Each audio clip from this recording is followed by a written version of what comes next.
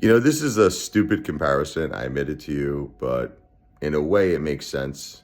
When I was a young kid, I was like, I don't know, 18, 19. I was in my first at that time. I met a girl, Jackie, when I was 15. I know this is stupid. It's that young love, heartbreak, that we've all been through. So after going out with her for like 4 or 5 years, whatever it was, I was like 19 going into 20. This is right before I met Jennifer. God bless the true love, my true soulmate. But Jackie broke up with me.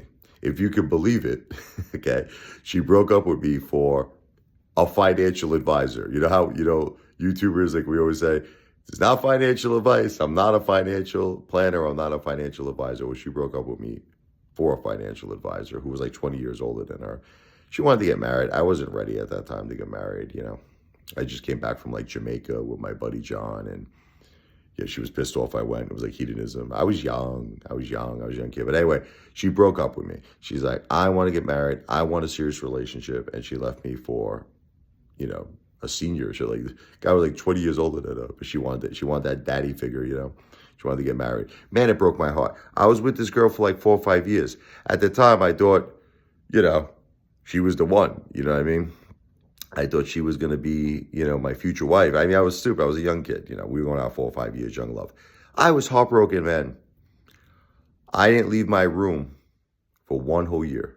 Seriously. And I met Jennifer. But I was like, I was bedridden. I was like depressed. I was shot. It was one of my greatest hurts. I still remember it to this day. I know it's stupid. It's just young love. But how did I ultimately get over it? I was able to get over it because I realized she didn't want me. That's it.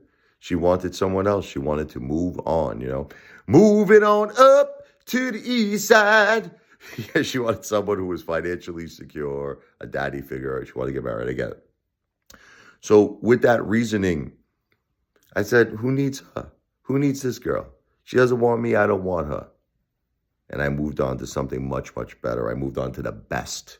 I moved on to the greatest girl in the world. My greatest best friend, my soulmate, my future wife, the mother of our children, Jennifer. Now, here's the thing. Now, Jennifer, I'm feeling, in a way, the same heartbreak, but at a different level, and I'll explain to you how. Much different level. It's one thing when someone leaves you, but they don't want to be with you. You're like, okay, I'm telling you, it's like, yeah, you still go through heartbreak. There's a lot of people who still get messed up over that just because they're not wanted, they're rejected. And that's a very, very hard and hurtful and heartbreaking feeling.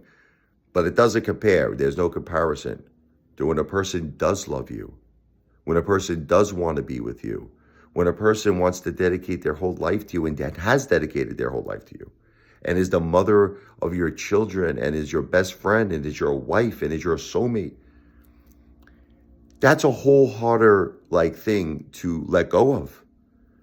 You know what I mean? And I understand people that say, well, they're always in your heart. And yes, Jennifer will always be in my heart. She'll always be in my soul. And she'll always forever be in the children's heart. But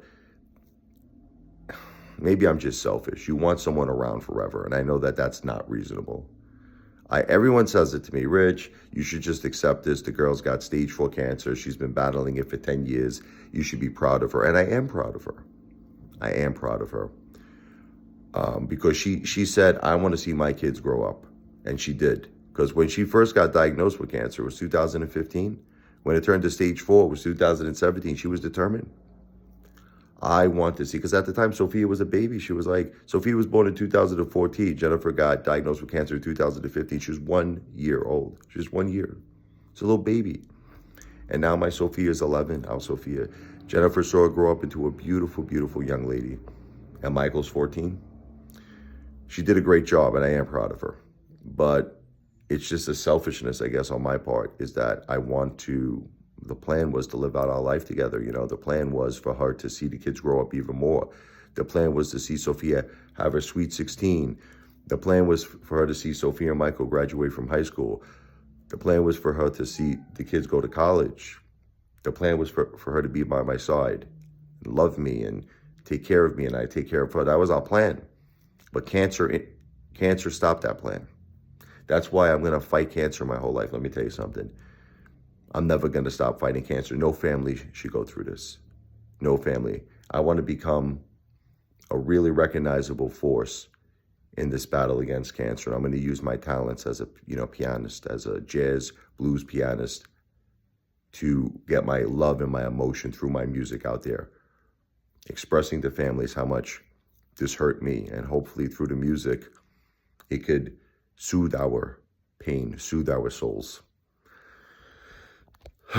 It's a different thing when you're losing someone who wants to be with you, who loves you, who loves the family, who wants nothing more. That Jennifer loves her family. She loves me. She loves her children. She doesn't want to leave. She doesn't want to go. She's being forced against her will. Let me tell you something. That is the hardest thing to ever cope with and to ever deal with. And I know it's a stupid comparison, but I just thought it was a video I wanted to make because I felt, excuse me, little sinuses there. God bless. I felt that hurt once before, but on a very small level. One more. It takes 2 sneezes to make a thing go right. Anyway, Gesundheit. I felt this pain before, but on a much smaller level. This is like the real deal pain. This is one that I don't know. It's going to be really hard. I got to be strong for my kids. And I am. Listen, I just want everyone to know I am being strong for my kids. I've been doing everything for them. But I'm heartbroken. Isn't that normal? I'm very heartbroken. I'm very sad. It's so hard for me to go on without my wife. Anyway, you all know I have this service. And this is what I do. I'm a piano player. It's called the Thank You Song Service. If anybody would like to help our family in our greatest challenge right now, this is our greatest time of need. A very small entertainment tip on my Cash App. You can read all about it in the description of this video. Well, my Cash App is the $RichardLevoi. There is no underscore, no space in between my first and last name. It is the $RichardLevoi. So that's my Cash App. That's like my tip jar in the piano bar. The Cash App is the $RichardLevoi.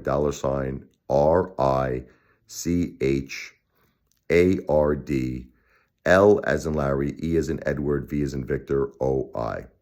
Any small entertainment tip, I will write the thank you song for you. It's going to be an instrumental piano piece, a jazz blues piece, just my way of saying thank you for your good deed.